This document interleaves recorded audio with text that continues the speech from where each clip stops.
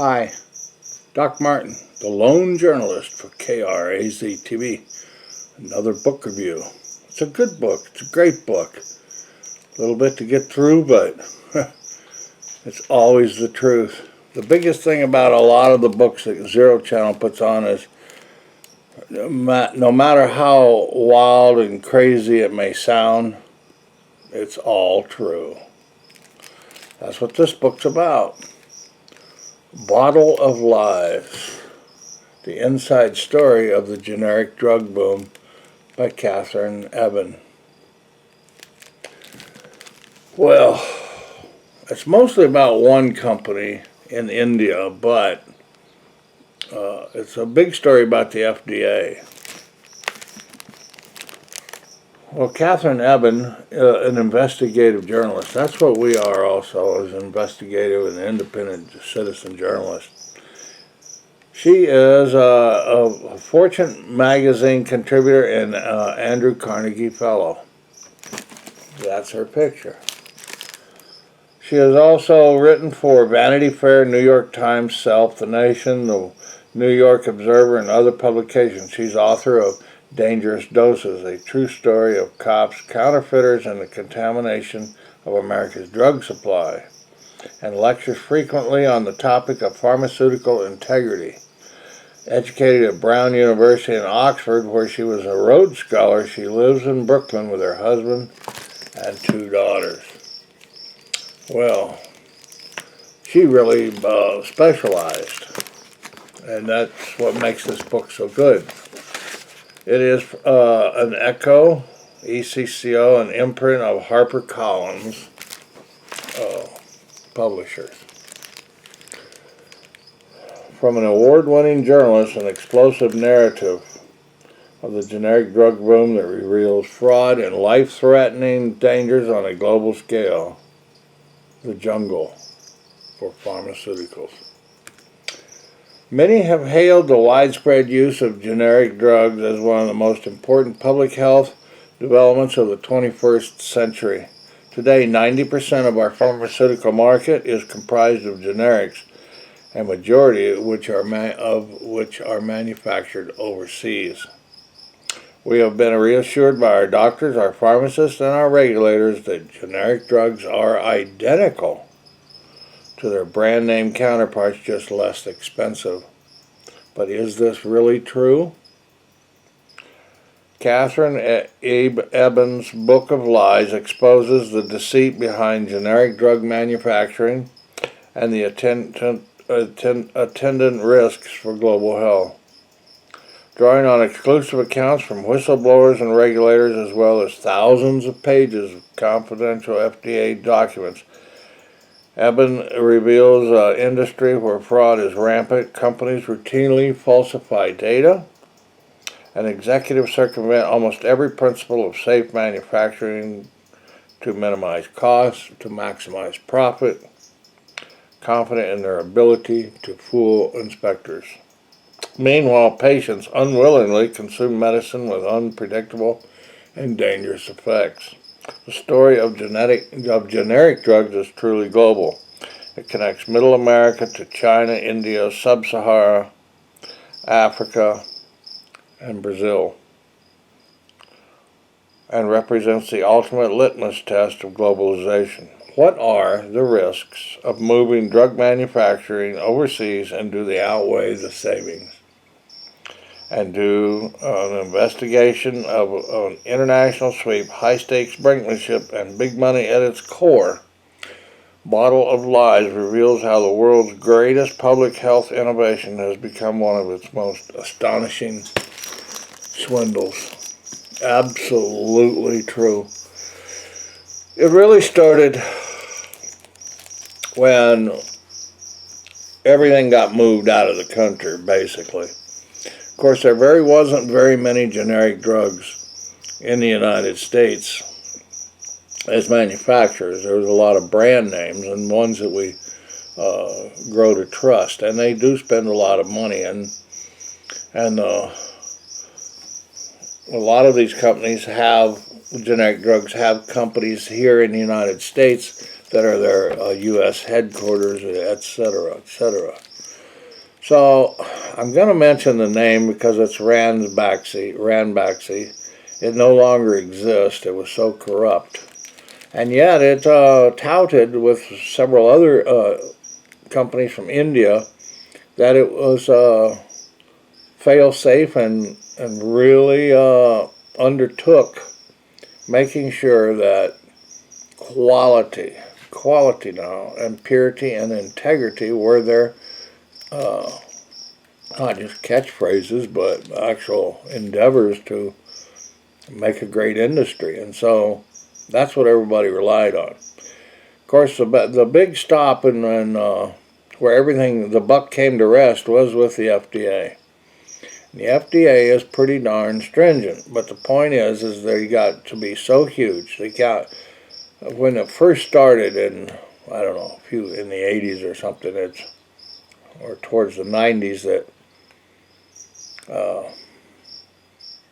the applications first to file. Now here's what really started it all, was first to file. Whoever put in the first to file, and they made a jacket. In other words, they went through the whole rigmarole, and they'd come out with a stack of papers this big on an application just for the drug. Whoever was the very first to file got the exclusive for at least 6 months rights to distribute it at that price before being assailed by the other manufacturers who made, quote, the same drug but weren't first in line in filing. So it's called first in filing. And I think that's what really motivated everybody, was to get it. So the FDA jumped from 500 applications to 3,000, 6 times their load of just generic applications. That's probably what really hurt the crunch. Now, Ranbaxy already had American, well, they were mostly Indian people who came to America and became citizens and all of that, and then they felt a sense of doing something for their own country and saw that India was expanding and become a world power, and English was there, of course. I don't know whether that has anything to do with it. English was their official language, so it was easy to navigate, and they assured the inspectors and regulators and people. So FDA has an office over in New Delhi or Mumbai, and they send these inspectors out. But they also have to go everywhere else, and some of these companies at little out of the way places and stuff that looked like the data was coming in great, they didn't get inspected but once every, well, they all had to file once a year, but if the inspectors could get to them, sometimes they were only once in 10 years, and that's way too long. And some people that knew how to navigate, and in America they did unannounced visits. In India, since it was their country, they notified them months ahead of time. Then they said, well, you have to find us places to put us up and stuff. So that really put in the bias and perhaps corruption. I don't know. I'm not saying that the FDA was corrupt, but they had to accept the rules and movements in India like people from India did. They could not act like Americans and just sneak in. Eventually they did say we're doing inspections without a notice, and of course that really threw the jam into the works. But the board meeting actually got started. They had a self-assessment reports. That's what killed them. Was they already saw and they knew where they were corrupt. And Kumar was the guy who figured it out for Ranbaxy, and he tried to pull out some Thukar, one of the scientists, and he's the one that actually blew the whistle, and he got on him at the meetings and the board of directors, and they got peed off and fired him. So, you know, he went off and did some other work and tried to find something, but he said, no, this is wrong.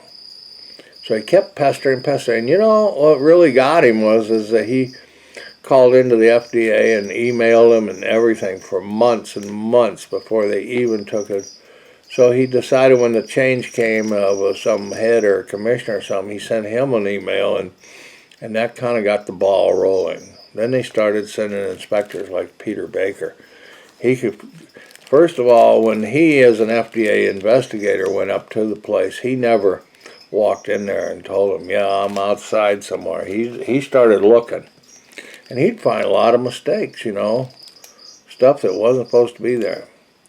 Then they found out he would catch people bringing out garbage bags of data and then running from him because they got caught, you know, and so he'd track them down and they'd find out it'd be shredded, and there were people, now this was just to falsify data because they used brand name drugs and used their data in their labs running through their HPLCs, I mean high pressure liquid chromatography machines, so they could find impurities and strengths and all this. And they kept citing that the dangers would be to the public. A lot of people may have died, and some probably did, but I think the big saving grace about why these drugs didn't kill more people was because they were low quality and lesser and smaller ingredients is why. So they were weak. They weren't so powerful as soon as they took them, they killed them. They were just ineffective, and so that was really the, well, it's probably a hidden blessing that they were didn't kill more people, I guess, because of that. But anyways, I could just go on and on. Now eventually they got sanctioned and they had official action indicated. They only have 3 of them: no action and voluntary and an official action indicated, and with warning letters. Then they could put a stop to the. Finally, they did stop it and put the kibosh to the companies, but it took many years, and the deceit finally came out. And once they cleaned up, then or got caught, then the FDA went to really house cleaning. So I don't know whether it's the fault of America's wanting cheaper, or just running the companies out, or what the problem was, but it probably boils down to money. So anyways, get the book. I got this at the Tucson Public Library here in Tucson, and it really opened my eyes. And don't take drugs if you don't need them. That's all I've got to say. Thanks for watching, and keep watching at KRAZ TV.